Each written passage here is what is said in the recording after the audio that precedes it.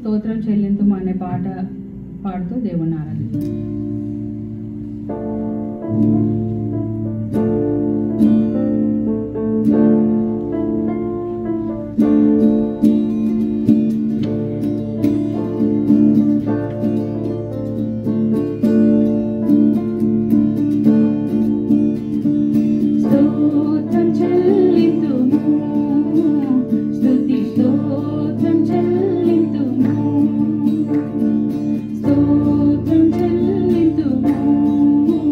స్తుతి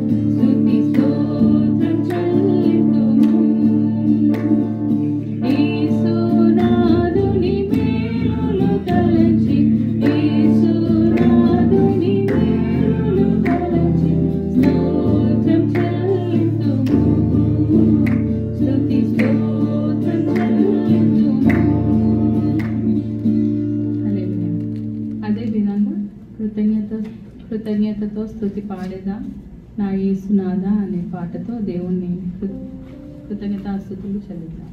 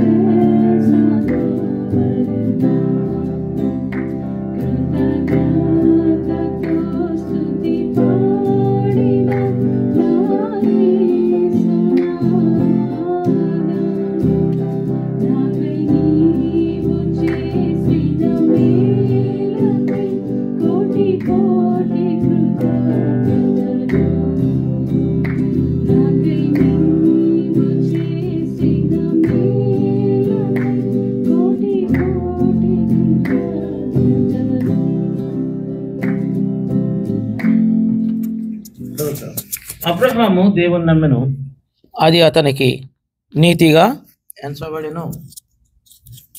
చదువుదామా? కాబట్టి విశ్వాస సంబంధులే అబ్రహాం కుమారులని మీరు తెలుసుకునండి. దేవుడు విశ్వాస మూలముగా అన్యజనులను నీతిమంతులుగా తీర్చునని లేఖనము ముందుగా చూచి, నీయందు అన్యజనులందరూ ఆశీర్వదింపబడుదురు అని అబ్రహామునకు సువార్తను ముందుగా ప్రకటించెను. కాబట్టి విశ్వాస సంబంధులే విశ్వాసము గల అబ్రహాముతో కూడా ఆశీర్వదింపబడుదురు. ధర్మశాస్త్రము విధించిన క్రియలకు సంబంధులందరూ శాపమునకు లోనయ్యున్నారు. ఎందుకనగా ధర్మశాస్త్ర గ్రంథమందు వ్రాయబడిన విధులన్నీ చేటి యందు నిలకడగా ఉండని ప్రతివాడును శాపగ్రస్తుడని వ్రాయబడి ఉన్నది. ధర్మశాస్త్రము చేత ఎవడును దేవుని ఎదుట నీతిమంతుడని తీర్చబడుడను సంగతి స్పష్టమే. ఎందుకనగా నీతిమంతుడు విశ్వాస మూలముగా జీవించును. 12వ వచనం, ధర్మశాస్త్రము విశ్వాస సంబంధమైనది కాదు, కానీ దాని విధులను ఆచరించువాడు వాటి వల్లనే జీవించును. 13వ వచనం, ఆత్మను గూర్చిన వాగ్దానము విశ్వాసము వలన మనకు లభించున్నట్లు అబ్రహాము పొందిన ఆశీర్వచనము క్రీస్తు యేసు ద్వారా అన్యజనులకు కలుగుటకై క్రీస్తు మన కోసము శాపగ్రాహి అయి మనలను ధర్మశాస్త్రం యొక్క శాపము నుండి విమోచించెను. ఇందును గూర్చి మ్రాను మీద వేలాడిన ప్రతివాడును శాపగ్రస్తుడు అని రాయబడి ఉన్నది. దేవునికి స్తోత్రం. హల్లెలూయా. ప్రార్థించుకుంటాం. పరిశుద్ధుడగు తండ్రి, ఈ సమయంలో నీ వాక్యమును గురించి మాట్లాడుటకు కృప చూపమని నీకే స్తోత్రాలు, వందనాలు చెల్లిస్తూ, నాయన నీ యొక్క వాక్యము వెల్లడి విడతని వెలగి కలుగును గాక. నీ వాక్యము మా పాదములకు దీపము, మా త్రోవలకు వెలుగయ్యున్నది. ఇది సత్యవాక్యము, జీవవాక్యం. ఈ వాక్యము మా హృదయములో నింపి నడిపించమని ప్రార్థిస్తూ యేసుక్రీస్తు నామమును బట్టి స్తుతించి వేడుకొంచున్నాను తండ్రి. ఆమెన్. ఆమెన్. గత వారాలంతా కూడా మనము కొన్ని అంశాల గురించి మనం మాట్లాడుకున్నాం. కృపా ధర్మశాస్త్రము అన్న అంశాన్ని గురించి మరలా 53వ అధ్యాయంలో యేసుక్రీస్తు సిలువలో ఏ విధంగా ఆయన బాధపడింది, what happened on the cross, సిలువలో ఏం జరిగింది, ఏ విధంగా శ్రమ పడ్డాడు అనే అంశాన్ని గురించి మనం గత వారాలన్నీ కూడా నేర్చుకున్నాం. ఇది యెషయా గారు యేసుక్రీస్తు పుట్టక మునిపే ఆయన ప్రవచించిన ప్రవచన వాక్యాలు తూచా తప్పకుండా నెరవేర్చబడ్డాయి. మీరు చూసినట్లయితే 52వ అధ్యాయం చివరి 3 వచనాలు, అక్కడ 14వ వచనము, ఆయన ఏ విధంగా కొట్టబడతాడు, ఆయన యొక్క శరీరం ఏ విధంగా నలగొట్టబడుతుంది, ఆ శరీరము యెషయా గారు చూసినప్పుడు ఎట్లా ఒక శరీరము మానవ శరీరమా అని విస్మయం నొందినట్టుగా వాళ్ళు ఆశ్చర్యపడినట్లుగా మనం చూస్తున్నాం. అంటే ఆయన శరీరము, నలుగొట్టబడిన శరీరము, విరుగొట్టబడిన శరీరము ఒక మృగముగా వేలాడుతూ ఉంది అక్కడ చెప్పాలంటే. ఎందుకంటే మన దోష శిక్షణ అంతా కూడా యేసుక్రీస్తు మీద మోపబడ్డాది. పాపం మెరుగని క్రీస్తు మన కోసము పాపిగా మారాడు. మన శాపాన్ని, మన దోష శిక్షను ఆయన భరించాడు. ఇది సిలువలో జరిగినటువంటి కార్యం. కానీ ఇక్కడ ఈరోజు నేను కొన్ని విషయాలు మీతో మాట్లాడాలనుకుంటున్నాను. ఏమిటంటే గలతీయులకు రాసిన పత్రిక ఇక్కడ కానీ చూసినట్లయితే 3వ అధ్యాయం 1వ వచనములోనే ఏమని రాశాడంటే, అక్కడ ఓ అవివేకులైన గలతీయులారా, మిమ్మును ఎవడు భ్రమ పెట్టెనో సిలువ వేయబడిన వాడైనట్లుగా యేసుక్రీస్తు మీ కన్నుల ఎదుట ప్రదర్శింపబడెను గదా అంటున్నాడు. అంటే అపోస్తుడైన పౌలు ఈ గలతీ సంఘానికి ఇది అంటే ఈ గలతీ సంఘం ఎప్పుడు స్టార్ట్ చేస్తాడంటే మొదటి ప్రయాణంలోనే, first journey, Paul's first journey. అపోస్తుల కార్యాల్లో మొదటి ప్రయాణము, 2వ ప్రయాణము, 3వ ప్రయాణం ఉంది. ఈ మొదటి ప్రయాణంలోనే ఈ గలతీ ప్రాంతాల్లోకి వెళ్ళి అక్కడ సంఘాన్ని స్థాపించాడు. స్థాపించిన తర్వాత ఈ గలతీ సంఘము ఏమైపోయిందంటే, అక్కడ కొంతమంది యూదులు చేరి ఏం చేశారంటే ఈ గలతీయుల్ని భ్రమ పెట్టేశారు. నో, మీరు సున్నతి పొందాలా, ధర్మశాస్త్రాన్ని అనుసరించాలా, అప్పుడే మీకు పరలోక రాజ్యము. కాబట్టి మీకు కొన్ని ఆచారాలు, కొన్ని పద్ధతులు మోషే ఇచ్చినాడు కదా, దాని ప్రకారం మీరు నడుచుకోవాలా, అప్పుడే మీరు నీతిమంతులుగా తీర్చబడతారు అని చెప్పి ఒక రకమైనటువంటి బోధను ఇక్కడ ప్రవేశపెట్టాడు.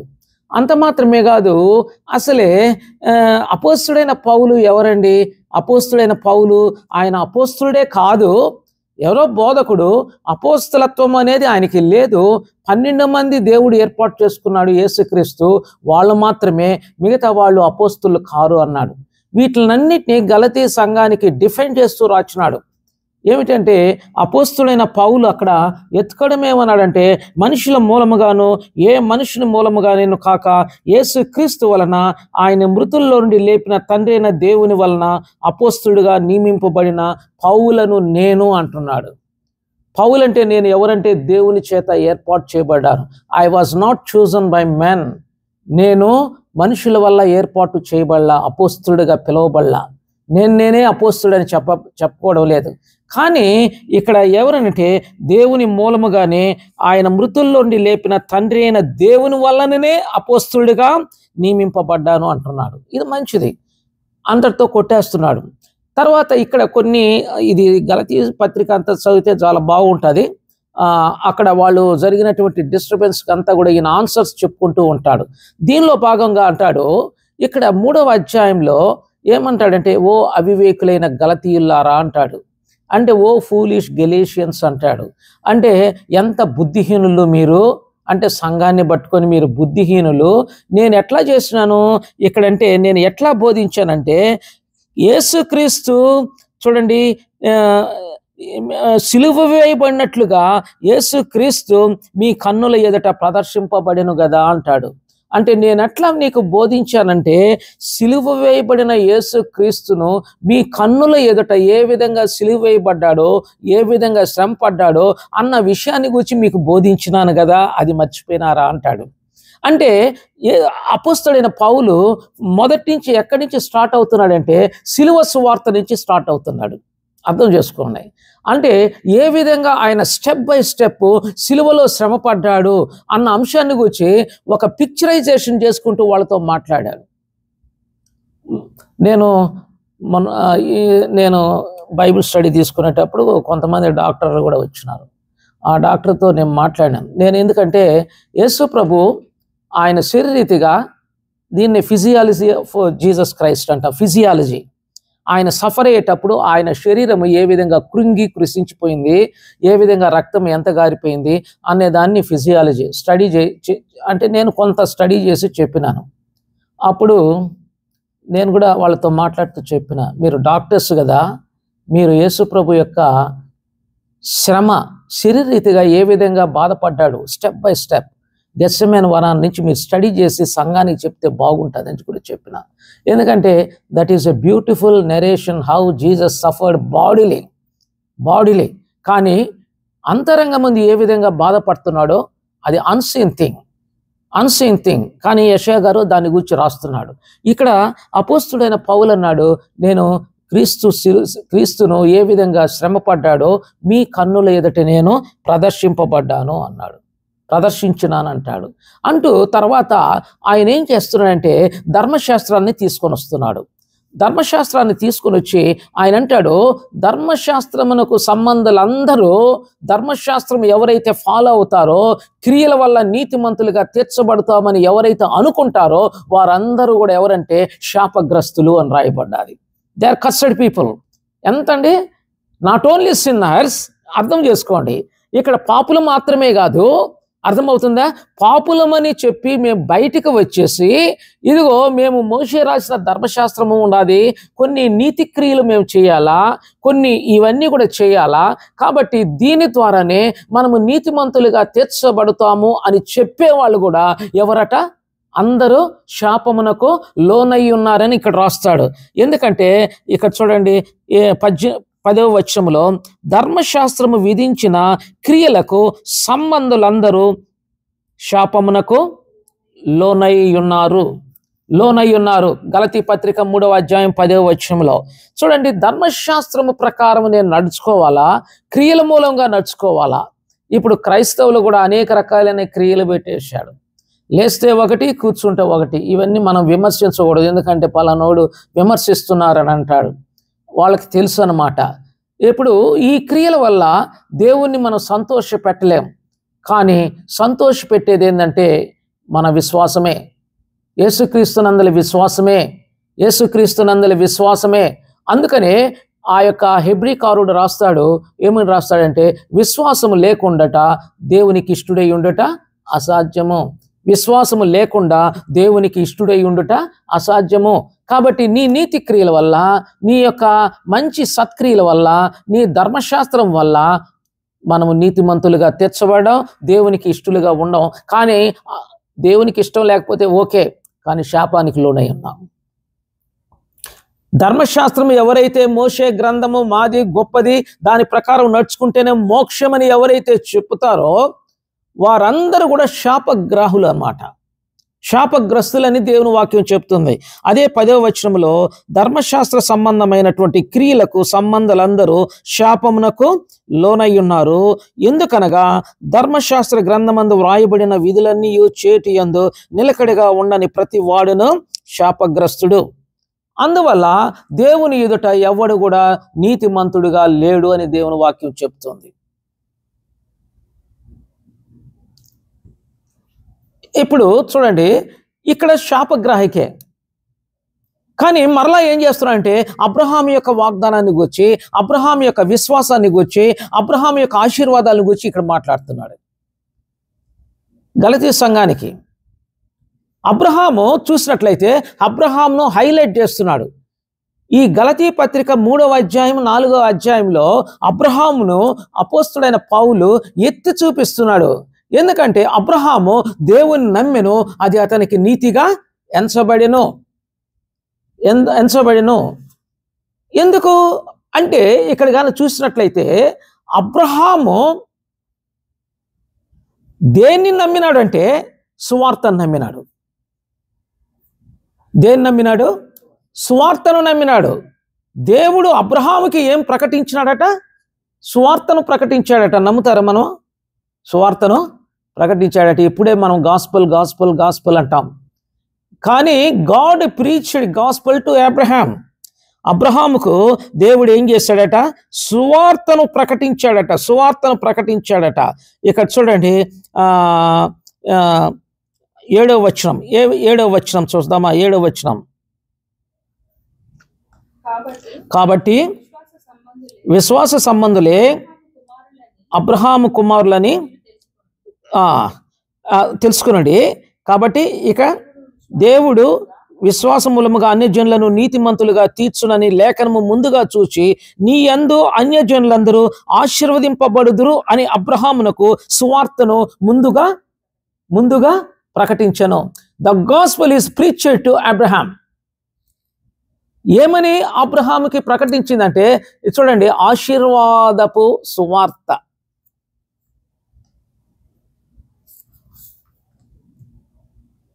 నీయందు అన్యజనులందరూ ఆశీర్వదింపబడెదరు. This is the gospel. ఈ గాస్పల్లో ఎంత మిస్టరీ ఉందంటే దేవుడు 12వ అధ్యాయంలో, ఆదికాండం 12వ అధ్యాయంలో అక్కడ 3-4 వచనాలు కానీ చదివితే అక్కడ 7 బ్లెస్సింగ్స్ ఉన్నాయి అబ్రహాంకి ఇచ్చింది.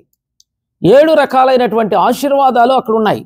అక్కడ ఉన్నప్పుడు నీ సంతానము వలన అనేక జనములు ఆశీర్వదింపబడుదురు అని అక్కడ మాట్లాడుతున్నాడు.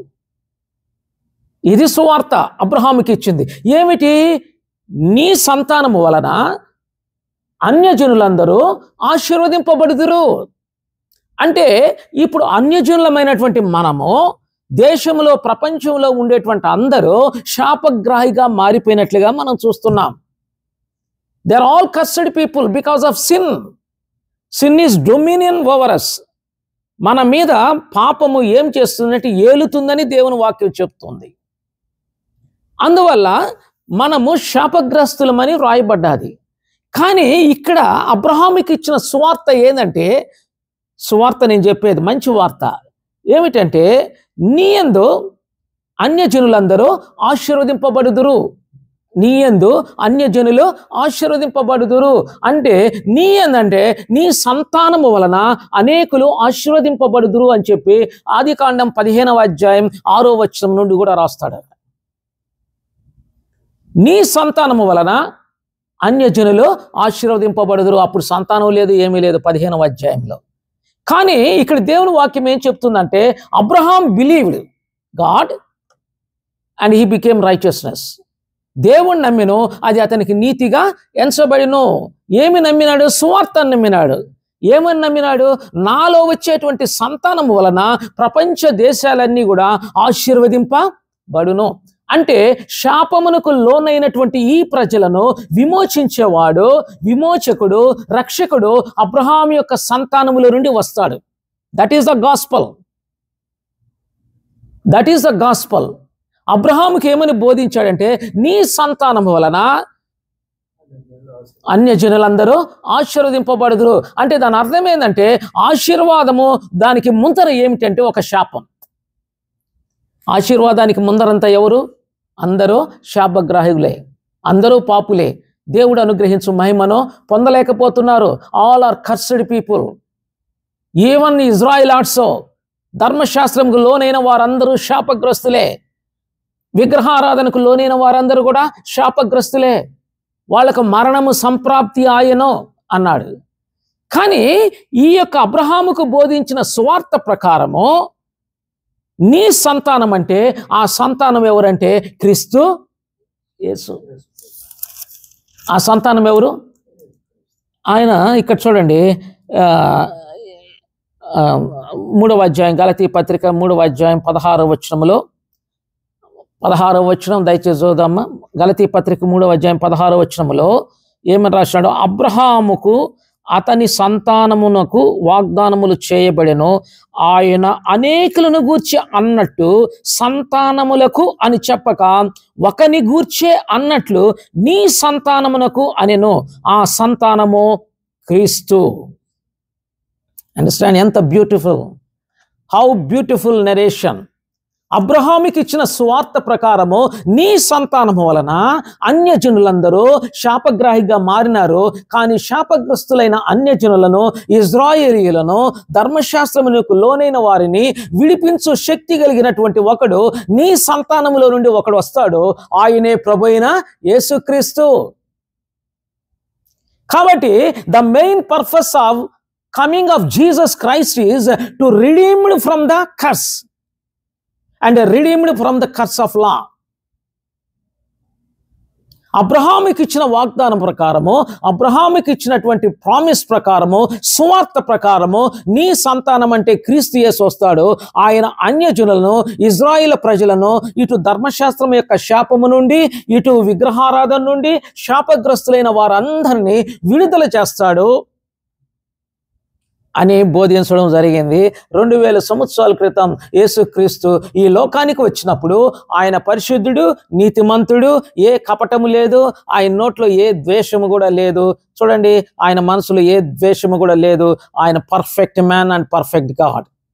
ఇలాంటి సందర్భంలో ఇక్కడ అపోస్తుడైన పౌలు ఒక మాట మాట్లాడుతున్నాడు. ఈ ధర్మశాస్త్రం యొక్క శాపము నుండి ఆశీర్వాదవంతులుగా మార్చేదానికి క్రీస్తు యేసు సిలువలో ఏం చేశాడు?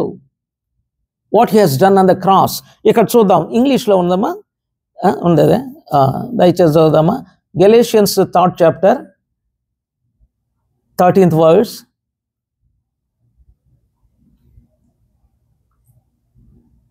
చదవండి ఎవరు.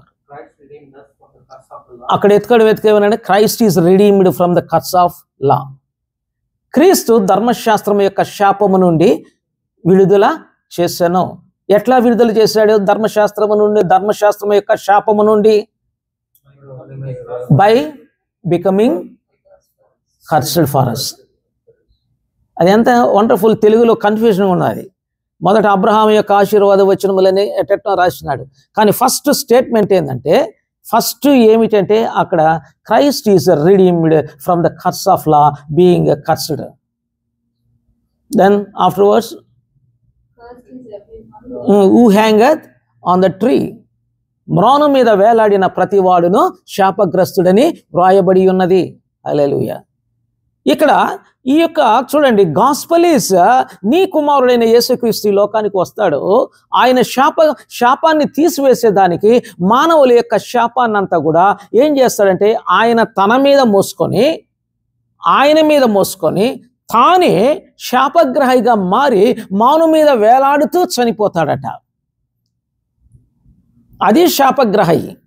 కాబట్టి మన శాపమును ఎవరు భరించారంటే యేసుక్రీస్తు భరించాడు. అబ్రహాము అంటాడు అబ్రహాముకి, ఇక్కడ చూడండి, అబ్రహాముకి ఇవన్నీ తెలుసా? తన సంతానములో ఉండే యేసుక్రీస్తు ఆ శిలువలో ఒక శాపగ్రాహిగా మారి అక్కడ ఆయన చనిపోతాడని అబ్రహాముకి తెలుసా అంటే తెలుసు. So the gospel was preached to Abraham. అర్థమవుతుందా? ఇప్పుడు అదే కొటేషన్ ఏం చేస్తాడంటే యోహాను సువార్త 8వ అధ్యాయంలో అక్కడ ఒక మాట అంటాడు. యోహాను సువార్త 8వ అధ్యాయంలో అక్కడ ఏమని రాస్తాడంటే, నేను before Abraham was I am అంటాడు. ఇక్కడ చూడండి, before Abraham was I am అంటాడు. 8వ అధ్యాయము 56వ వచనం నుండి చదువుదాం. 56వ వచనం, మీ తండ్రి అయిన అబ్రహాము, ఇక్కడ చూడండి, సరే 55వ వచనం, మీరు ఆయనను ఎరుగరు, నేను ఆయన్ను ఎరుగుదును, ఆయన్ను ఎరుగనని నేను మీతో చెప్పిన యెడల మీ వలె నేను అబద్ధికుడినై ఉందును గాని నేను ఆయనను ఎరుగుదును, ఆయన మాట గైకొంచున్నాను. ఇక్కడ చూడండి 56వ వచనం, మీ తండ్రి అయిన అబ్రహాము నా దినము చూతునని మిగుల ఆనందించెను, అది చూచి సంతోషించెను.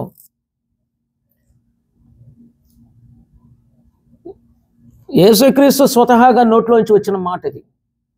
ఏమిటంటే, మీ తండ్రి అయిన అబ్రహాము, మీరు అబ్రహాము కుమారులని చెప్పుకుంటున్నారు, నేను అబ్రహాము పుట్టక మునిపే నేను ఉన్నవాడను.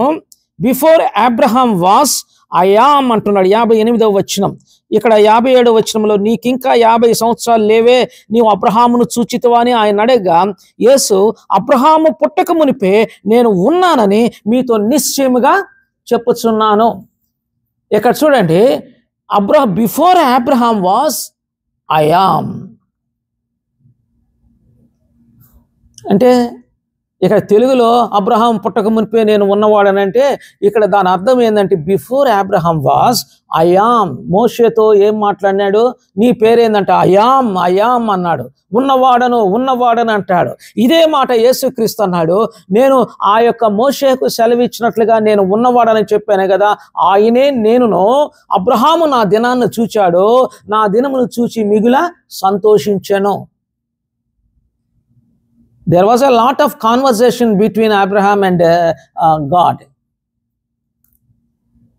యేసయ్య తన కుమారుడైన యేసుక్రీస్తు, అందుకని అబ్రహాము కుమారుడు దావీదు కుమారుడైన యేసుక్రీస్తు అని రాయబడ్డది జీనియాలజీలో. Matthew 1st chapter 1st verse నుంచి జీనియాలజీలో అబ్రహాము కుమారుడు అని రాయబడ్డది. అక్కడ ఏమని రాయబడ్డది? అబ్రహాము కుమారుడైన దావీదు కుమారుడైన క్రీస్తు. సో ఇక్కడ చూడండి, నీ సంతానము ఈ విధంగా సిలువ వేయబడుతుంది, ఆయన శాపగ్రాహిగా మారుతాడు. చూడండి, అక్కడ ఏం చేస్తాడంటే మానవుల యొక్క శాపము నుండి ఆయన విడుదల చేస్తాడు. ధర్మశాస్త్రం ఏ శాపమైతే విధించిందో వాటి నుండి విడుదల చేసేటువంటి శక్తి నీ కుమారుడు ద్వారానే కలుగుతుందని చెప్పి ఆయనకు ముందరగానే సువార్తను ప్రకటించాడు. ఎగ్జాక్ట్గా 2000 years అప్పుడు ఆయన ఏం చేశాడంటే శిలువమ్మాను మీద మన శాపములన్నీ మోసుకొని ఏమైనాడు? శాపగ్రాహిగా మరణించాడట. This is a prophecy. మ్రాను మీద వేలాడిన ప్రతి వాడును శాపగ్రస్తుడే. ఎక్కడ రాసినాడు ఇది? మోషే ఒక చట్టం పెట్టాడు, ఒక లా పెట్టాడు. దేవుడు చెప్పినాడు ఒక లా. ఏమిటంటే ద్వితోపదేశీయ కాండం 21వ అధ్యాయము లాస్ట్ 2 verses చదవండి. ద్వితోపదేశీయ కాండం 21వ అధ్యాయం 22వ వచనం నుండి చదువుదాం. లాస్ట్ 2 verses అనుకుంటాను. 22వ వచనం దయచేసి చదువుదామా? ద్వితోపదేశీయ కాండం 21వ అధ్యాయం 22వ వచనం. మరణ శిక్షకు విధించినటువంటి పాపము ఒకడు చేయగా అతన్ని చంపి మ్రాను మీద వేలాడే తీసిన ఎడల అతని శవము ఆ రాత్రి వేళ ఆ మ్రాను మీద నిలవకూడదు. వేలాడదీయబడిన వాడు దేవునికి శాపగ్రస్తుడు గనక నీ దేవుడైన యెహోవా స్వాస్థ్యముగా నీకిచ్చుచున్న దేశమును నీవు అపవిత్రపరచుకున్నట్లు చూడండి, నిశ్చయముగా నీవు వారిని ఆ దినమున పాతి పెట్టవలెను. సో సాయంత్రం లోపల అతన్ని పాతి పెట్టేయాలి. This is the law, this is the commandment. వాడు శాపగ్రహస్తుడు, బ్రాను మీద వేలాడాడు, వాడు శాపగ్రస్తుడు. ఆ శాపగ్రాహిగా వేలాడిన వాడిని రాత్రంతా కన ఉంటే దేవుడేమంటున్నాడంటే ఆ శాపమంతా తిరిగి ఇజ్రాయేల్ దేశం మీదకి వస్తుంది. ఇజ్రాయేల్ ప్రజలు వాడిని ఎందుకు చంపమంటున్నాడంటే వాడు ఒక మరణకరమైన పాపము చేస్తున్నాడు కాబట్టి ఆ శాపం అందరికి రాకుండా ఉండేదానికి వాడిని చంపమంటున్నాడు, రాళ్లతో కొట్టి చంపమంటున్నాడు.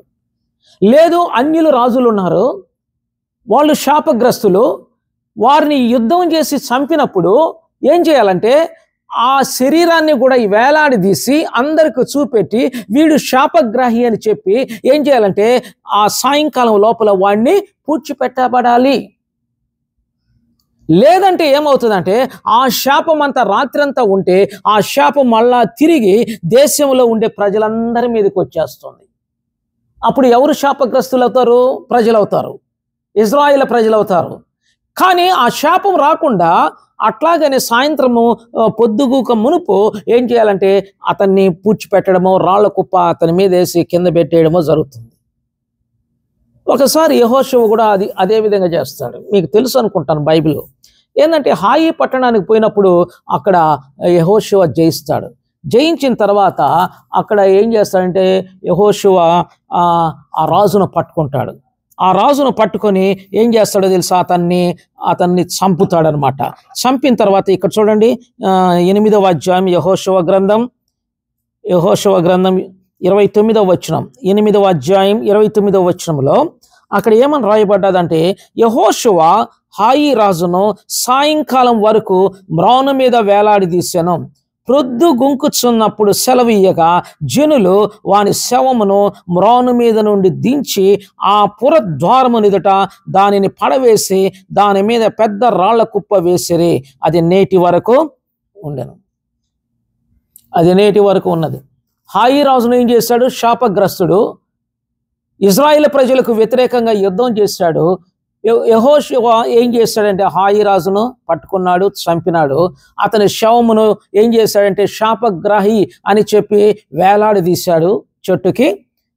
సాయంకాలం అయినప్పుడు ప్రొద్దుగుంకుచున్నప్పుడు ఆ శవమును దించేసి ఏం చేశాడంటే ఆ యొక్క పట్టణానికి దూరంగా ఒక గుంటలో వేసి పెద్ద రాళ్ల కుప్పతో కప్పేశారు, పూడ్చిపెట్టేశారు. ఇది మ్యాండేటరీ, దేవుని యొక్క ధర్మశాస్త్రం. ఇప్పుడు క్రీస్తు యేసు మనల్ని ఆశీర్వదించాలంటే, శాపము నుండి విడుదల చేయాలంటే Christ is redeemed from the curse of law being cursed. శాపము నుండి విడుదల చేయాలంటే ఆయన శాపగ్రాహిగా మారాలట. ఇది ధర్మశాస్త్రం. ఎందుకో తెలుసా? ధర్మశాస్త్రంలో ఒక మాట ఉంది, కంటికి కన్ను పంటికి పన్ను. కంటికి కన్ను పంటికి పన్ను. నువ్వు గన చంపితే నిన్ను వాడు చంపాల.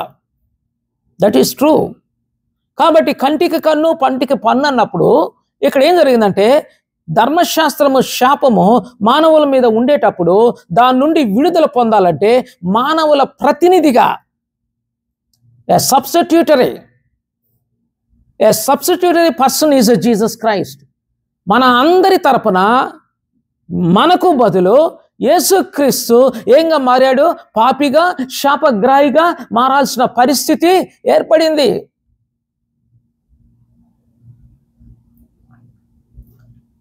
దీన్నే ఏమన్నామంటే సబ్స్టిట్యూటరీ ల్యాంబ్ అంటాం. అంటే ఒక మన స్థానంలో ఏది చనిపోతుంది? ఒక గొర్రెపిల్ల చనిపోతుంది. మన స్థానంలో పాపముల నిమిత్తము పరిహారార్థ నిమిత్తము అదే పాప పరిహారార్థ బలి అంటాం. ఆ బలి నిమిత్తము ఒక గొర్రెపిల్ల చచ్చిపోతుంది అక్కడ, ఏ సబ్స్టిట్యూటరీ ల్యాంబ్. అందుకని యేసుక్రీస్తు ఈ లోకానికి శాపము నుండి విడుదల చేసేదానికి ఆయన ఏమైనాడంటే ఒక సబ్స్టిట్యూటరీ ల్యాంబ్గా ఆయన సిలువలో శాపగ్రాహిగా మరణించాల్సిన పరిస్థితి ఏర్పడింది. దీని గురించి సువార్తల్లో వండర్ఫుల్గా రాయబడ్డాయి. ఎట్లా తెలుసా? అక్కడ దొంగలు ఉన్నారు, ఇద్దరు దొంగల్ని సిలువ వేశాడు. కానీ బరబ్బా కూడా సిలువ వేయబడాల. 4 సువార్తల్లో బరబ్బాను గురించిన ఇన్సిడెంట్ రాయబడ్డది, 4 సువార్తల్లో. ఎందుకంటే మాకు యేసు కాదు, యేసును సిలువ వేయము, కానీ బరబ్బాను విడుదల చేయి. అర్థం చేసుకోండి. 4 గాస్పల్స్లో బరబ్బాను విడుదల చేయి, బరబ్బాను విడుదల చేయండి, బందిపోటైన బరబ్బాను విడుదల చేయమన్నాడు. Who is a Barabbas? Is a sinner, notorious criminal. ఇప్పుడు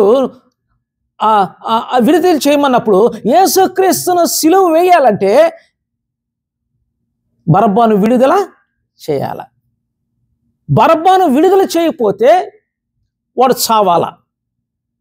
ఆ రోజు బరబ్బా చచ్చిపోవాలా. కానీ ఇక్కడ బరబ్బాను మరణము నుండి రక్షించింది, కాపాడింది ఎవరో తెలుసా? యేసుక్రీస్తు. జ్ఞాపకం చేసుకోండి. That is a substitution. ఇప్పుడు బరబ్బా దగ్గరికి సైనికులకు వస్తారు. ఇక్కడ వచ్చినప్పుడు వీడు అనుకుంటాడు, రేపు నేను ఫినిష్ అయిపోతాను, రేపు ఉదయాన్నే నన్ను సిలువ వేసేస్తారు, చూడండి నేను చచ్చిపోతానని ఒక చావు, మరణపు భయము వచ్చేస్తుంది. అప్పుడు సైనికులు డోర్ తెరుస్తారు. డోర్ తెరిచిన తర్వాత ఇప్పుడు Barabbas, congratulations Barabbas, you are free. ఏమిటి ఫ్రీ? Free from jail. నేను విడుదల చేయమన్నారు. ఎందుకు విడుదల చేయమన్నారంటే యేసుక్రీస్తు చూడండి, నీ ప్రతినిధిగా, నీకు ప్రతినిధిగా ఆయన సిలువలో మరణించబోతున్నాడు, కాబట్టి నిన్ను విడుదల చేయమన్నాడు అని చెప్పి ఏం చేశారంటే అతన్ని విడుదల చేశాడు. బరబ్బాకు బదులు ఎవరు చచ్చిపోయినారు ఆ రోజు? యేసుక్రీస్తును సిలువ వేశారు. బరబ్బా కంటే నోటోరియస్ క్రిమినల్స్ మనం, శాపగ్రస్తులం. మనల్ని విడుదల చేసేదానికి మన దోష శిక్షణ అంతా కూడా యేసుక్రీస్తు ఏమైనాడంటే ఆ సిలువలో భరించుకుంటూ మనల్ని స్వతంత్రులుగా చేసేదానికి, శాపము నుండి విడుదల చేసేదానికి యేసుక్రీస్తు ఆయన శాపగ్రాహిగా మారి చనిపోయినాడు. అండర్స్టాండ్ చేసుకోండి. మన ప్రతినిధిగా, అవర్ సబ్స్టిట్యూటరీ ల్యాంబ్. అందుకని ఇక్కడ అపోస్తుడైన పౌలు అన్నాడు, ఇక్కడ ఏమన్నాడు తెలుసా? మ్రాను మీద వేలాడిన ప్రతి వాడును శాపగ్రస్తుడే. ఎందుకంటే ధర్మశాస్త్రం యొక్క శాపము నుండి విడుదల చేయుటకు ఏమైనాడు? ఆ శాపాన్ని, ధర్మశాస్త్రం ఏదైతే శాపం ఇచ్చిందో ఆ శాపాన్ని అంతా కూడా ఆయన మోసుకున్నాడట. బీయింగ్ కర్స్డ్, ఆయన శాపగ్రాహిగా మారినాడు. మీకు అర్థం చేసుకోండి. Not only sin but curse is laid on him. ఈ మొదటి కర్సులో నేను చాలా రకాలైన కర్సులు ఉన్నాయి, దీని గురించి ఒకటి మాట్లాడాల్సిన పరిస్థితి. ఇక్కడ చూడండి, కర్సు ద్వితోపదేశీయ కాండం 28వ అధ్యాయం 15వ వచనంలో నేను కొన్ని వారాల క్రితం చెప్పినాను అనుకుంటాను. ద్వితోపదేశీయ కాండం 28వ అధ్యాయంలో అక్కడ మొదటి వచనములో అక్కడగా నాకు చూసినట్లయితే అక్కడ ఆశీర్వాదాలు, తర్వాత శాపవచనాలు అన్నీ ఉన్నాయి అక్కడ. ఏమిటి? ఇక్కడ చూడండి 28వ అధ్యాయంలో అక్కడ నీ దేవుడైన యెహోవా మాట శ్రద్ధగా విని, మొదటి వచనం, నేను నీకు ఆజ్ఞాపించున్న ఆయన ఆజ్ఞలన్నింటిని అనుసరించి నడుచుకునే ఎడల నీ దేవుడైన యెహోవా సమస్త జన్మల కంటే నిన్ను హెచ్చించును. ఇక్కడ చూడండి, ఇవి ఆశీర్వాదాలు. అంటే నేను చెప్తాను, ఇక్కడ చూడండి, ఆశీర్వాదాల్లో ఏమిటి ఉన్నాయంటే నిన్ను హెచ్చిస్తాడు, భూమి మీద అన్ని జన్మల కంటే నిన్ను ఆశీర్వదిస్తాడు, హెచ్చిస్తాడు. నువ్వు బయటికి వెళ్ళినప్పుడు దీవిస్తాడు, లోనికి వచ్చినప్పుడు దీవిస్తాడు. నువ్వు తలగా ఉంటావు కానీ తోకగా ఉండవు. శత్రువు ఒక మూలగా ఉండి వస్తుంది, 7 ద్వారాల గుండా వెళ్ళిపోతుంది. అంత మాత్రమే కాదు, నీ ఇంటినంతా నేను ఆశీర్వదిస్తాను, నీ పిల్లలను ఆశీర్వదిస్తాను. తర్వాత నీ యొక్క గంప ఆశీర్వదింపబడుతుంది, నీ యొక్క పిండె పిసుగు తొట్టెను కూడా ఆశీర్వదిస్తాను. నీ బాస్కెట్ కూడా ఆశీర్వదిస్తాను, నీ గ్రైండర్ కూడా నేను ఆశీర్వదిస్తాను, నీ రిఫ్రిజిరేటర్ కూడా నేను ఆశీర్వదిస్తాను. Whatever you belongs that is blessed, everything is blessed in your house. నువ్వు బయటికి వెళ్ళినప్పుడు ఆశీర్వదింపబడతావు, లోనికి వచ్చినప్పుడు దీవించబడతావు. కానీ ఇక్కడ 15వ వచనం నుండి ఏమని రాసినాడంటే, ఇక్కడ చూడండి 15వ వచనం నుండి, నేను నేడు ఆజ్ఞాపించు ఆయన సమస్తమైన ఆజ్ఞలను కట్టడలను నీవు అనుసరించి నడుచుకొనవలనని నీ దేవుడైన యెహోవా సెలవిచ్చిన మాట వినని ఎడల ఈ శాపములన్నీ నీకు సంభవించును. ఈ శాపాలన్నీ కూడా నీకు సంభవిస్తాయి. ఒక లిస్ట్ ఇచ్చేసినాడు. ఇక్కడ ఎన్ని శాపాలంటే అన్ని శాపాలు. చూడండి, ఇక్కడ శాపాల్లో 54 వర్సెస్ ఉన్నాయి. ఇక్కడ ఎన్ని వర్సెస్? 54 వచనాలు ఉన్నాయి, శాప వచనాలు. ఎందుకంటే నీవు నన్ను విసర్జించిన ఎడల, నా మాటను గూర్చి వినని ఎడల, నా ఆజ్ఞలు నువ్వు పాటించని ఎడల నీవు శాపగ్రాహిగా మారిపోతావు. ఈ శాపములన్నీ నీ మీదకి వస్తుంది అన్నాడు. ప్రతి ఒక్కరూ ఈ యొక్క 54 వచనాల్లో రాయబడిన శాపములన్నీ ఎట్లా తెలుసా? భూమి ఇత్తడిగా చేస్తాను, భూమి ఇనుముగా చేస్తాను, ఆకాశంను ఇత్తడిగా చేస్తాను, ఇంకా పండదు. నువ్వు కోసుకుంటావు కానీ ఇంటికి తేవు, నువ్వు మ్యారేజ్ చేసుకుంటావు కానీ నీవు ఆ అమ్మాయితో కాపురం చేయవు. అర్థమవుతుందా? సో అన్టైమ్లీ డెత్, నీవు అకాల మరణము నీవు పొందుతావు. రకరకాలైనటువంటి మరణాలు నీకు సంభవిస్తాయి. ఆ ఎగుప్తు దేశం యొక్క రోగాలన్నీ కూడా నీకు వస్తాయి. ఆ రోగంతో నువ్వు చచ్చిపోతావు. కృషించి మరణము నీకు సంప్రాప్తం అవుతుంది. కాబట్టి ఎన్ని శాప వచనాలంటే మీరు ఇండ్లకి వెళ్ళి చదువుకోండి. ఎంత చదువుకొని దీన్ని డీటెయిల్గా చెప్పాలంటే మనకు ఇంకా చాలా సమయం ఇప్పుడు చాలదు. ఇంటికి వెళ్ళి జాగ్రత్తగా చదువుకుంటే అప్పుడు మీకు అర్థమవుతుంది ఎన్ని శాప వచనాలు. ఇప్పుడు నేనంటాను 54 వచనాల్లో రాయబడిన ఈ శాపాలన్నీ కూడా ఎవరిని ఎత్తిన మోసినాడు? దేవుడు యేసయ్య మీద.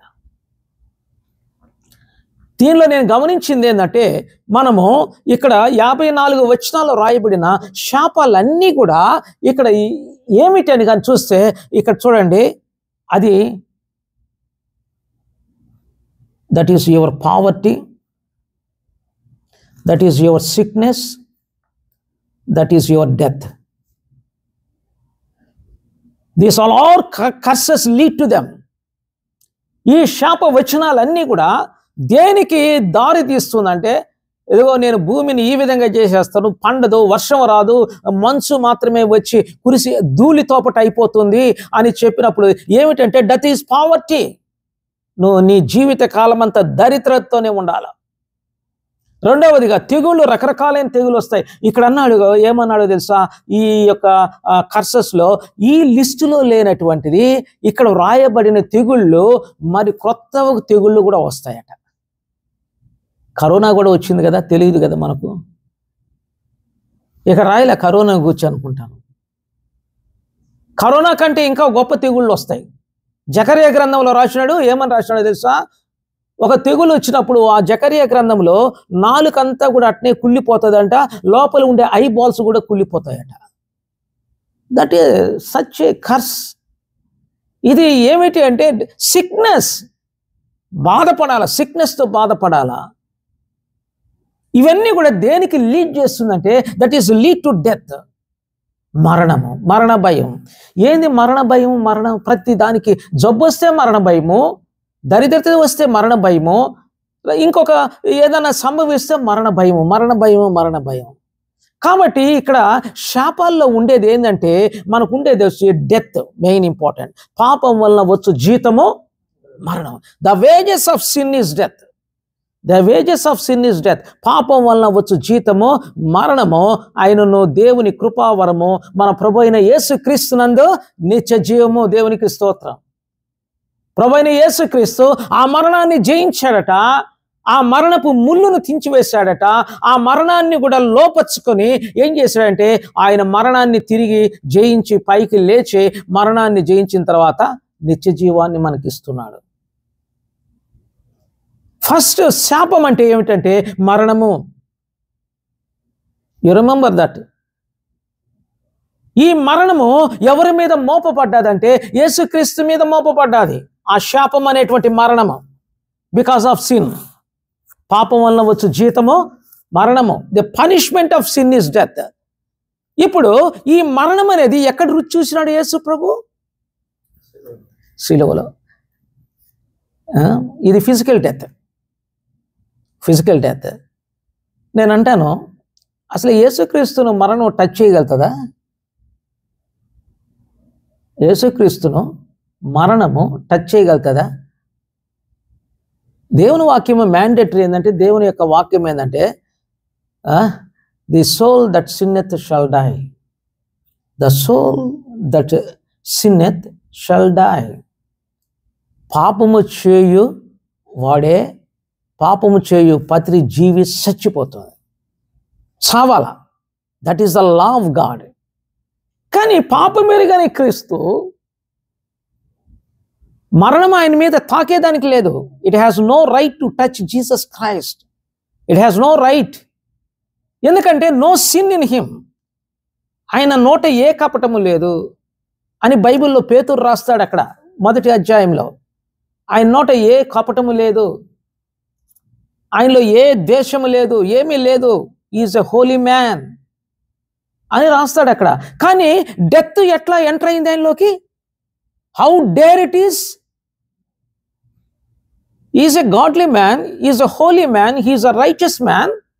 ఇలాంటప్పుడు ఆయన డెత్కి అప్పగించింది ఏమిటి? So being a cursed, Christ is redeemed from the curse of law, being cursed himself. ఆయన శాప, ఎందుకంటే మన పాపమునంతా మోసుకున్నాడు, ఆయన పాపమైనాడు. ఇప్పుడు నేను ఒకటి అంటాను, ఇప్పుడు యేసుక్రీస్తు చనిపోయినాడా లేదా? ఫస్ట్ చూడండి, ఇక్కడ దేవుని యొక్క వాక్యం ఇంకా మీకు అర్థం కాకపోతే వదిలేయండి, లేటుగా పోతున్నాను. పాపము చేయు ప్రతి వాడు మరణము సంప్రాప్తమాయను అన్నాడు. నీవు తిను దినమున నిశ్చయముగా సత్యదవు అన్నాడు. నువ్వు తిను దినమున నిశ్చయముగా సత్యదవు. ఆదాము చచ్చిపోయినాడా? ఆదాము 920 years పైన బతికినాడు ఆయన. కానీ తిను దినమున నువ్వు సత్యదవు అన్నాడు. అప్పుడే నువ్వు చచ్చిపోయినావంటే అర్థం ఏంటంటే ఆత్మలో చచ్చిపోయినాడు. ఎప్పుడైతే ఆత్మలో చచ్చిపోయినాడో అప్పుడు శరీరం డెత్ వస్తుంది. జ్ఞాపకం చేసుకోండి. ఇప్పుడు అందరూ ఎందుకు చచ్చిపోతున్నారంటే ఇక్కడ ఆత్మ చనిపోయింది కాబట్టి శరీరము కూడా చనిపోతుంది. ఇప్పుడు ఎప్పుడైతే దేవుడు మన అపరాధములను యేసుక్రీస్తు మీద మోపి పాపమెరుగని క్రీస్తు మన కోసము పాపి అయినాడో అప్పుడు ఏమైందంటే ఆయన చనిపోవాల్సిన పరిస్థితి వచ్చింది. అప్పుడే సాతాను ఏం చేసిందంటే చంపేదానికి ట్రై చేసింది. అంతకు మునుపు సాతానికి అధికారం లేదు. కాబట్టి ఇప్పుడు ఏం జరిగిందంటే ఇక్కడ ఫిజికల్ డెత్ వచ్చింది. ఆయన చచ్చిపోయిన తర్వాత ఎక్కడికి వెళ్ళినాడట? That is called another death. పాతాళ లోకానికి వెళ్ళాడు.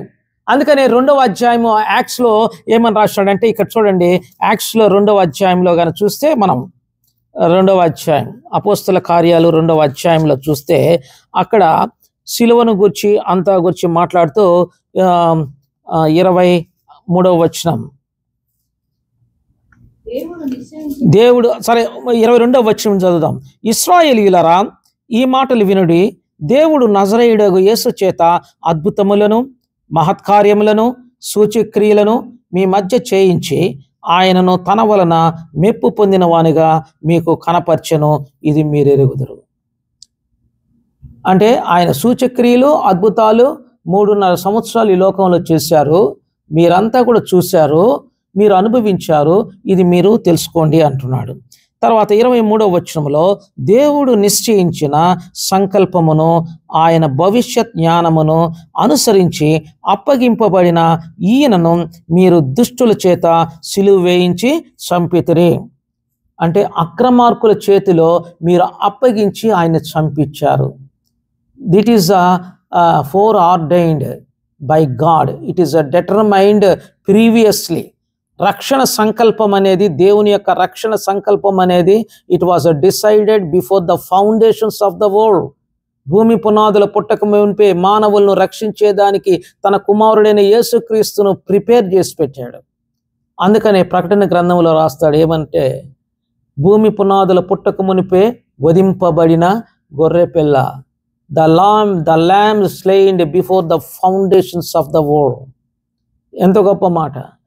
ఆయన సంకల్పాన్ని బట్టి, ఆయన నిర్ణయించిన సంకల్పమును భవిష్యత్ జ్ఞానము, it is a four ordained before the foundations of the world. యేసుక్రీస్తుని ఏం చేశాడంటే లాలెస్ పీపుల్కి అప్పగించాడట దేవుడే. కానీ వాళ్ళు ఏం చేశారు? ఆయన్ని సిలువ వేసి చంపేసినారు. అసలు సాతాను కూడా ఫూలిషే, సాతాను కూడా బ్లైండే. తర్వాత మాట్లాడుకుంటావులేండి, ఇది ఇప్పుడు వద్దు. తర్వాత ఇక్కడ చూడండి, ఇక్కడ ఏమని రాస్తాడు? సిలువ వేయించి చంపితరి, మరణము ఆయనను బంధించి ఉండుట అసాధ్యము గనక దేవుడు మరణములను తొలగించి ఆయనను లేపెను. ఇంగ్లీష్లో చాలా బాగుంది. అక్కడ ఇంగ్లీష్లో చదువుతారా? చాలా బాగుంది. అది ఏమని రాసినారు అక్కడ? God raised him up loosing the pangs of death. ఎంత beautiful word, loosing the pangs of death. Pangs of death, మరణపు యొక్క వేదనలు నుండి దేవుడు అతన్ని విడుదల చేశాడట. దేవుడు యేసుక్రీస్తును 3 రోజులు ఎక్కడున్నాడంటే 3 రోజులు పాతాళంలో సఫర్ అవుతున్నాడు, అగ్ని జ్వాలల మీద. నేను అంటాను, ఇక్కడ చూడండి, యేసుక్రీస్తు ఆ 3 రోజులు ఆ నరకములో, పాతాళ లోకములో అగ్ని జ్వాలలతో కాల్చబడుతున్నాడు. అంటే ఆయన యేసుక్రీస్తు చూడండి 3 రోజులకు ఏం చేశాడంటే దాన్ని కంప్రెస్ చేసినాడు. That is everlasting punishment. పాతాళ లోకంలోకి వెళ్ళడం అంటే అక్కడ వెళ్ళిన వాడు మళ్ళా రాడు, అక్కడే సఫర్ అవ్వాలి. ఫర్ ఎవర్ అండ్ ఎవర్ ఆయన రాయబడ్డాది. నిత్య నరకాగ్ని అన్నాడు. ఆ నిత్య నరకాగ్నిలోకి యేసుక్రీస్తు వెళ్ళిన తర్వాత ఇక్కడ ఏం జరిగిందంటే, అక్కడ చూడండి, ఆయన నిత్యము అక్కడ ఉండాలా, కానీ ఆయన దాన్ని 3 రోజులకి ఆ బాధను కంప్రెస్ చేశాడు. ఉదాహరణకి మనకు దానియేలు గ్రంథంలో షద్రక్ మెషక్ అబేద్నెగోలు ఉన్నారు. షద్రక్ మెషక్ అబేద్నెగోలు ఉన్నప్పుడు అక్కడ నెబుకద్నెజర్ రాజు ఒక స్టాట్యూ చేసి ఏం చేస్తాడు? మొక్కండి అన్నారు. వాయిద్యాలంతా వాయిస్తామంటారు, 666 వాయిద్యాలు వాయిస్తాము, కాబట్టి మీరు అందరూ సాగిలపడి నమస్కారం చేయాలని నా స్టాట్యూకి అన్నాడు. అప్పుడు వీళ్ళ ముగ్గురు మాత్రం అప్పుడు అన్నాడు, మీరు ఎందుకు నమస్కారం చేయరు? ఇదిగో మండుచున్న వేడిమ గుండెలో మిమ్మల్ని వేసేస్తామన్నాడు. అప్పుడు వాళ్ళకి మాట అంటారు, ఏమన్నారు? నెబుకద్నెజరు, మేము నీకు ఉత్తరం ఇవ్వాల్సిన అవసరం మాకు లేదు. మా దేవుడైన యెహోవా ఈ యొక్క అగ్నిగుండములో నుండి రక్షించుటకు సమర్థుడు. Is able God. ఆయన మమ్మల్ని రక్షించుటకు సమర్థుడు. ఒకవేళ రక్షించకపోయినను మాకు చింత లేదు అన్నాడు. రెడ్డిష్గా అయిపోయింది, బహుకు ఉగ్రుడైపోయినాడు, కోప్పడిపోయినాడు. నాకు వ్యతిరేకంగా తిరుగుబాటు చేస్తారా ఏమిటి అని చెప్పి 7 అంతలు చేయమన్నారు. ఒకంత 7 అంతలు దానిలో వేసినప్పుడు ఏమైనారు? తిరుగుతూ ఉన్నారు. ఇంకొక వ్యక్తి అక్కడ మధ్యలో వచ్చాడు. బయటికి మీరు 3 వేస్తే 4 ఉన్నారు, బయటికి రమ్మంటే అప్పుడు వాసన ఉందా? ఎంట్రుకలు కాలినాయా? చూసినారు, ఎంట్రుకలు ఏమన్నా గాలి ఉన్నాయేమో, వస్త్రాలు ఏమన్నా వాసన వచ్చిందేమో అంటే no smell. That is the power of resurrection. అగ్ని జ్వాలల నుండి ఆయన బాధపడేటప్పుడు గాడ్ సాటిస్ఫైడ్. పరలోకంలో ఉన్న దేవుడు సాటిస్ఫై అయినాడు. నా కుమారుడైన యేసుక్రీస్తు ఈ లోకములో ఉండే పాపులందరికంటే ఆయన పాపము చేయకపోయినప్పుడు కూడా ఈ లోకములో ఉండే శాపగ్రస్తుల నిమిత్తము శాపగ్రాహిగా మారి, పాపిగా మారి ఆయన తన ప్రాణాన్ని క్రయధనంగా పెట్టాడు. కాబట్టి ఐ సాటిస్ఫైడ్ అని ముద్ర వేసి దేవుడు అన్నాడు, my son you rise up from dead అన్నాడు. My son you rise up, come out of it అన్నాడు. అందుకని ఇక్కడ చూడండి, పేతురు గారు మాస్తూ మరణము ఆయనను బంధించి ఉండుట అసాధ్యము గనక దేవుడు మరణ వేదనలను తొలగించి ఆయనను లేపెను. మరణ వేదనలు, the pangs of death cannot touch him. మరణ వేదనలు 3 రోజులు బాధపడ్డాడు. తర్వాత ఆయన్ని 3వ రోజున ఏం చేశాడు? దేవుడు ఆయన్ని తప్పించి పైకి లేపినాడట. కాబట్టి అక్కడ దావీదు కోట్మెంట్, వీళ్ళందరూ అనుకుంటారు ఇది యేసు ప్రభువును కాదు, దావీదు. ఇక్కడ చూడండి, నేను ఎల్లప్పుడు నా ఎదుట ఉంటిని అని రాస్తూ, నీ పరిశుద్ధుని నా ఆత్మను పాతాళ లోకంలో విడిచిపెట్టవు, నీ పరిశుద్ధుని కుళ్ళి పట్టనివ్వు, నాకు జీవ మార్గంలో తెలియజేసేటివి. ఈ కోటెడ్ సామ్. ఎందుకంటే పాతాళ లోకంలో ఉన్నటువంటి యేసుక్రీస్తును ఏం చేశాడు? దేవుడు పైకి లేపినాడు. That is a victorious. మరణాన్ని గెలిచి జయించిన వాడు ఒక్క యేసుక్రీస్తు మాత్రమే. కాబట్టి ఇప్పుడు మరణం అనేటువంటి శాపము నుండి మనల్ని ఏం చేశాడు? ప్రభు విమోచించాడు.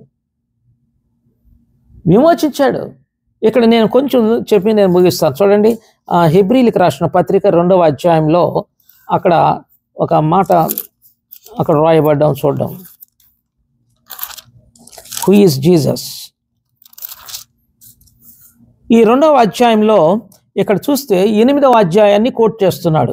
ఏమిటంటే చూడండి, నీవు నరపుత్రుని దర్శించుటకు ఏ పాటి వాడు 6వ వచనం కానించి, దేవదూతల కంటే వాడిని కొంచెం తక్కువగా చేశావు, నీ చేతి పనుల మీద వానికి అధికారం అనుగ్రహించావు, వాని పాదముల క్రింద సమస్తము ఉంచావని 8వ కీర్తనను కోట్ చేస్తున్నాడు. అక్కడ కోట్ చేసిన తర్వాత ఇక్కడ చూడండి, ఇక్కడ 9వ వచనంలో దేవుని కృప వలన ఆయన ప్రతి మనుషుని కొరకు మరణము అనుభవించినట్లు దూతల కంటే దేవుని కంటే కొంచెము తక్కువ వాడుగా చేయబడిన యేసు మరణము పొందినందున మహిమా ప్రభావములతో కిరీటము ధరించిన వానిగా ఆయనను నేను చూచుచున్నాను.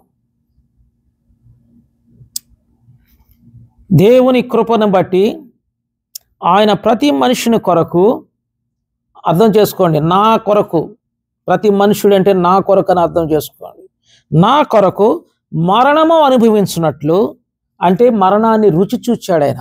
ఎక్కడ? పాతాళ లోకంలో మరణ వేదనలను రుచి చూచాడు.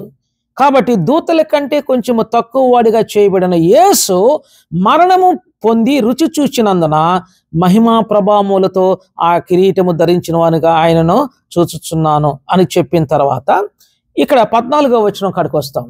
14వ వచనం కాడికి చూడండి, ఆ ప్రకారమే కాబట్టి ఆ పిల్లలు రక్త మాంసములు గలవారనేందున ఆ ప్రకారమే మరణము యొక్క బలము గలవారిని, అనగా అపవాదిని మరణము ద్వారా నశింపచేయుటకు జీవిత కాలమంతయు మరణ భయము చేత దాస్యమునకు లోబడిన వారిని విడిపించుటకు ఆయన కూడా రక్త మాంసములలో పాలివాడాడు. ఎంత గొప్ప! నేను ఇంతకు ముందు కూడా దీని గురించి చెప్పినాను. ఆయన మరణము యొక్క బలము గలవారిని, అనగా అపవాదిని మరణము ద్వారా మ్యాండేటరీ. మనుషులందరూ ఎక్కడికి పోతున్నారు? అందరికీ మరణము సంప్రాప్తమాయను. అందరి బదులు ఈయన మరణాన్ని రుచి చూశాడు. అందరి బదులు ఈయన పాతాళ లోకానికి వెళ్ళాడు. అందరి బదులు ఈయన అక్కడ శ్రమ పడ్డాడు. అన్నిటికన్నా శ్రమ ఏందో తెలుసా? Not on the cross but on the hell gates. అక్కడే శ్రమ పడ్డాడు. 3 రోజులు శ్రమ పడ్డాడు. దేవుడు సాటిస్ఫై అయినాడు. నా కుమారుడైన యేసుక్రీస్తు ద్వారా విమోచన, ఐ సాటిస్ఫై అని చెప్పి దేవుడు ఆయన్ని మరణములో నుండి పైకి లేపినాడు. లేకేటప్పుడు ఏం జరిగిందో తెలుసు? అక్కడ కొలసీ పత్రికలో రాస్తాడు, 2వ అధ్యాయం 14వ వచనం. 2వ అధ్యాయం 14వ వచనం. It is a beautiful narration by Paul. 14వ వచనం, 15వ వచనం అంతా ఇది ఉండదు. నేను చదువుతాను. సిలువలో ఏం జరిగింది, ఆయన చనిపోయిన తర్వాత ఏం జరిగింది అన్న విషయాన్ని గురించి ఆయన రాస్తాడు. చూడండి, ఇక్కడ ఏమన్నాడంటే, దేవుడు వ్రాతరూపకమైన ఆజ్ఞల వలన మన మీద రుణముగాను మనకు విరోధముగాను ఉండిన పత్రమును మేకులతో సిలువకు కొట్టి దాని మీద చేతి వ్రాతను తుడిచివేసి అడ్డము లేకుండా దాన్ని వెత్తివేసి, ఇక్కడ చూడండి, మన అపరాధములన్నిటినీ క్షమించబడ్డాయి. మన యొక్క పాపములన్నీ కొట్టివేయబడ్డాయి. మనం ఏమైతే బాకీ ఉన్నామో సాతానికి, ఆ బాకీ అంతా యేసు రక్తము చేత చెల్లించేశాడు. He price the price. ఆయన వెల ఇచ్చి మనల్ని కొన్నాడు, మన అపరాధములను క్షమించేశాడు. తర్వాత ఆయనతో కూడా మిమ్మును జీవింపచేసాను. ఆయన చనిపోయినాడు, తిరిగి లేచినాడు. మనము యేసుక్రీస్తునందున్నప్పుడు ఏం జరిగిందంటే అపరాధముల చేత సచ్చిన వారమైన మనలను క్రీస్తుతో కూడా బ్రతికించను. ఆయనతో కూడా మిమ్మును జీవింపజేశాను. ఇక్కడ ఎట్లా జీవింపజేశాడంటే ఇక్కడ చూడండి, ఆయన ప్రధానులను అధికారులను నిరాయుధులుగా చేశాడట. ప్రధానులు అధికారులు ఎవరంటే ఈ లూసిఫర్, తన ఏంజెల్స్ అన్నమాట. వీళ్ళు principalities and all powers he nullified అని రాసినాడు. నల్లిఫైడ్ అంటే నిరాయుధులుగా చేశాడు. డిజార్మ్డ్ అన్నాడు. డిజార్మ్డ్ అంటే వాళ్ళకి ఆయుధాలు ఉన్నాయి కానీ అవి పని చేయకుండా అట్లాగనే నిరాయుధులుగా చేశాడు. గప్చెప్పునైపోయినారు. ఆయన పాతాళ లోకము నుండి వచ్చేటప్పుడు ఇక్కడ చూడండి ఆ సీన్ ఎట్లా రాస్తాడో, ఈ యొక్క దెయ్యాలన్నీ కూడా, లూసిఫర్ అంతా కూడా యేసు ప్రభు సఫర్ అవుతుంటే వాళ్ళు డిన్నర్ చేసుకుంటున్నారు. ఎక్కడ? పాతాళ లోకంలో, నరకంలో. డిన్నర్ ఇంతేలే, ఫినిష్ అయిపోయింది యేసుక్రీస్తు, ఇంక లేలేడు, మాడి మషి అయిపోయినాడు, ఇంతతో ఫినిష్ అనుకున్నారు. కానీ సాతాను సైన్య సమూహం అంతా ఈ పాతాళ లోకానికి అధిపతి అటవాడు. ఎవరు? సాతాను. ఇక్కడ ప్రకటన గ్రంథంలో రాయబడ్డాది. వాడు అక్కడ డిన్నర్ చేసుకుంటా లూసిఫర్ సింహాసనం మీద ఈ యొక్క అధికారులు ప్రధానులంతా కూడా ఆయన అట్లాగనే పట్టి పెట్టుకున్నారు.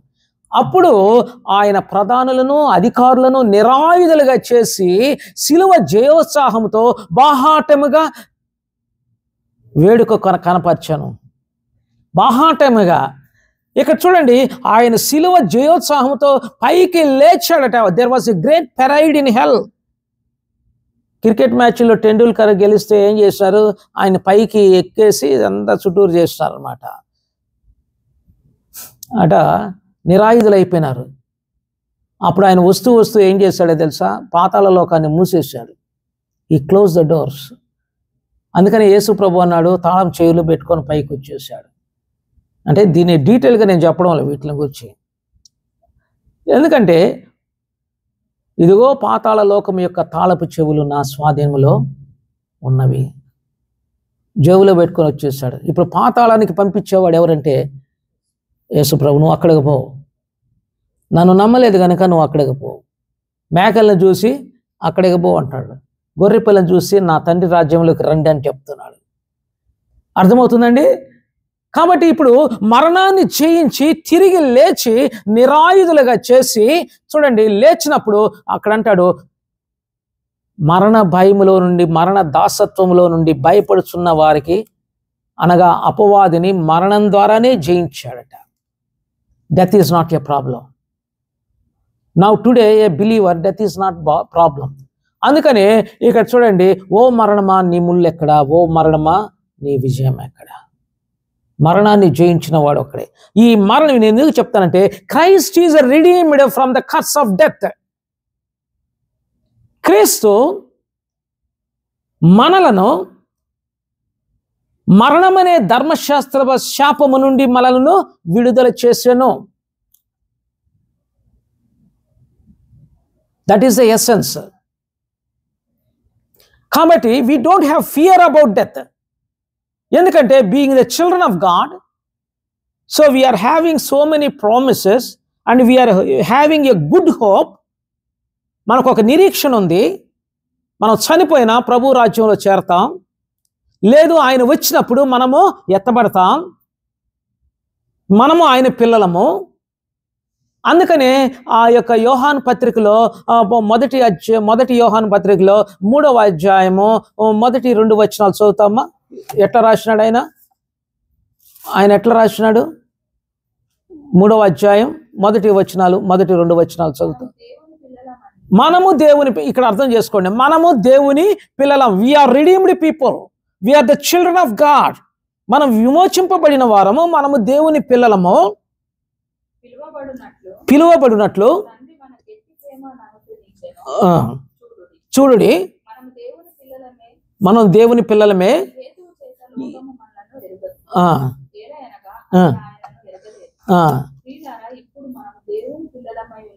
ఇప్పుడు దేవుని పిల్లలమై ఉన్నాము. మనం ఏమవుతామో ఇంతవరకు ప్రత్యక్షపరచబడలేదు. కానీ ఆయన ప్రత్యక్షమైనప్పుడు ఆయన ఉన్నట్లుగానే ఆయనను చూతుము గనక ఆయనను పోలి ఉందమని ఎరుగుదము. We will see one day face to face. మనము దేవుని పిల్లలము. We are the children of God. We are redeemed person. We are redeemed from death. మనల్ని మరణము నుండి విడుదల చేశాడు. కాబట్టి మరణము ఇక మీదట మన మీద ఏలదు. కాబట్టి ఇక మీదట ఏమవుతుందో తెలియదు. కానీ మనము ఆయన చూచినప్పుడు ఆయన ఉన్నట్లుగానే మనం కూడా ఉంటాం. ఎట్లా ఉంటాం? ఆయన పోలి ఉంటాం. ఆయన ఎట్లా ఉంటాడు? మహిమ శరీరంతో ఉంటాడు. Celestial body. ఆయన తిరిగి ఏ విధంగా లేపబడ్డాడో అదే మాదిరిగా మనం ఉంటాం. ఆయన పోలి ఉందము. ఆయన్ను పోలి ఉందము. ఆయన పరిశుద్ధుడు, మనము పరిశుద్ధుడమే. ఆయన నీతిమంతుడు, మనము పరిశుద్ధులమే. కొన్ని రకాలైన బోధలు ఉన్నాయి. నువ్వు పాపివి, నువ్వు ఇది, నువ్వు అది. అదేంటండి, దావీదు ఇట్లా చేసినాడు, అబ్రహాం ఇట్లా చేసినాడు, ఎంత పడిపోయినాడు, ఈడింతటోడన్న. ఎక్కడైనా కామెంటరీలో ఉందా? అపోస్తుడైన పౌలు అబ్రహామును గుర్చి ఇగో ఆయన అబద్ధీకుడు అని రాసినాడు. అబ్రహామును గుర్చి దావీదు వ్యభిచారం చేశాడని రాసినాడా బైబిల్లో? ఈ ప్రీచర్స్ ఎందుకు మాట్లాడతారో నాకు అర్థం కాల. ఎందుకంటే though they are sinners, though they turn against God, they repented. అంటే గాడ్ ఏం చేస్తాడంటే దేవుడు వారిని తుడిచివేసి వారి పాపములను జ్ఞాపకము చేసుకోలేదు. కాబట్టి ఆ రోజు నీతి గల దేవుడు నీ మీద కామెంటరీ చేసేటప్పుడు, నిన్ను గూర్చి రాసేటప్పుడు, చూడండి, నీవు ప్రభువు కొరకు ఎన్ని శ్రమలు పడ్డావో, ప్రభువు కొరకు ఏ విధంగా జీవించావో అని కామెంట్ చేస్తాడు. కానీ నీలో ఇన్ని తప్పులు ఉన్నాయి, నీలో ఇన్ని ఉన్నాయి, నీలో ఇన్ని బలహీనతలు ఉన్నాయి పడిపోతాడని కామెంట్ చేయడు. క్రొత్త నిబంధనలో ఎవరిని గురించి కామెంట్ చేశాడంటే, ఎవరిని గురించి కామెంట్ చేశాడు? ఇజ్రాయేల్ ప్రజలను గురించి, అరణ్య యాత్రలో చేస్తున్న ప్రజలను గురించి కామెంట్ చేశాడు. హెబ్రీ పత్రిక 3-4 అధ్యాయాల్లో, కొరింథీ పత్రికలో కూడా 10వ అధ్యాయంలో రాస్తాడు. కాబట్టి ఇక్కడ చూడండి, నేను చెప్పేది క్రైస్ట్ మనల్ని మరణం యొక్క శాపము నుండి విడుదల చేశాడు. Christ is redeemed from the curse of లా. ధర్మశాస్త్రం మనకి ఏదైతే విధించిందో, ఏ శాపములకు లోనైనామో ఆ శాపముల నుండి మనల్ని విడుదల చేసి స్వతంత్రులుగా ఇచ్చిన వాడు మన ప్రభువైన యేసుక్రీస్తే. చివరిగా ఒక వాక్యం చదివి ముగిస్తాం. గలతీయులకు రాసిన పత్రిక 5వ అధ్యాయం 1వ వచనం. గలతీయులకు రాసిన పత్రిక 5వ అధ్యాయం 1వ వచనం. ఈ స్వాతంత్రము అనుగ్రహం. అయ్యో, ఏం అనుగ్రహించాడట మనకు? So we are redeemed persons. We got the freedom from curse of law.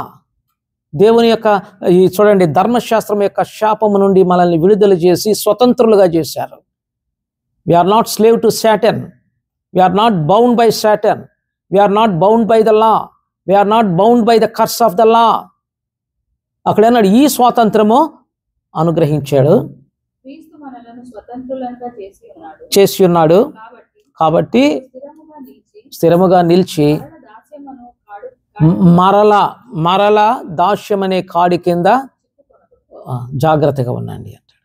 ఇది గలతీ పత్రికలో చాలా కేర్ఫుల్గా రాస్తాడు ఒక విశ్వాసికి. కాబట్టి క్రీస్తు తన కృపను బట్టి ఆయన అందరి కొరకు, మనుషులందరి కొరకు మరణమును రుచి చూచెను. ధర్మశాస్త్రం యొక్క శాపము నుండి మనల్ని విడుదల చేశాను. దేవుడి చిన్న వాక్యం దీవించును గాక. ఆమేన్.